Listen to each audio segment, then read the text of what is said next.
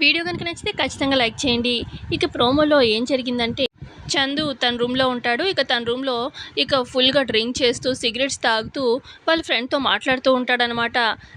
"మీ ఇంట్లో ఎవరికీ తెలీదారా నువ్వు తాగుతున్నట్టు, సిగరెట్స్ తాగుతున్నట్టు, మందు తాగుతున్నట్టు" అని చెప్పి ఫ్రెండ్ అడుగుతూ ఉంటే, "నన్నెవడురా పట్టుకునేది?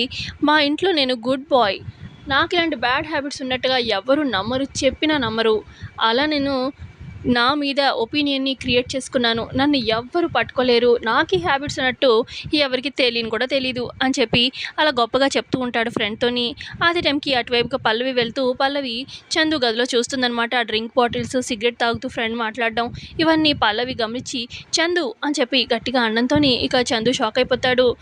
"ఏంటి నీకు తాగుడు, సిగరెట్స్ ఇవన్నీ అలవాట్లున్నాయా?" అని చెప్పి అనగానే, నాకేం అలాంటి అలవాట్లు లేవు వదినా" అని చెప్పి అంటాడు.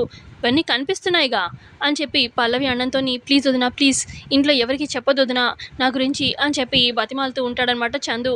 అప్పుడు పల్లవి, "మా ఇంట్లో ఫ్యామిలీ మెంబర్‌కి ఇలాంటి అలవాట్లు ఉన్నాయి. మళ్ళీ నేను నా కుటుంబానికి ఎవరికీ చెప్పొద్దు అంటే నిన్ను బాగు చేసేది ఎలాగా?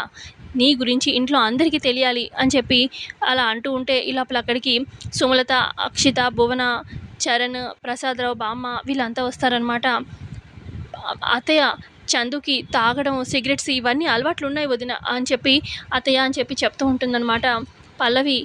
ఇక అక్కడ చరణ్ కూడా టేబుల్ మీద తాగడం, ఆ బాటిల్స్, సిగరెట్స్ అవన్నీ చూసి, "రేయ్!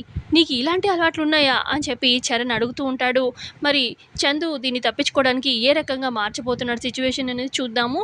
మరి దొరికిపోతాడా? చూద్దాము కమింగ్ ఎపిసోడ్‌లో. నచ్చితే లైక్ చేయండి. Thanks for watching.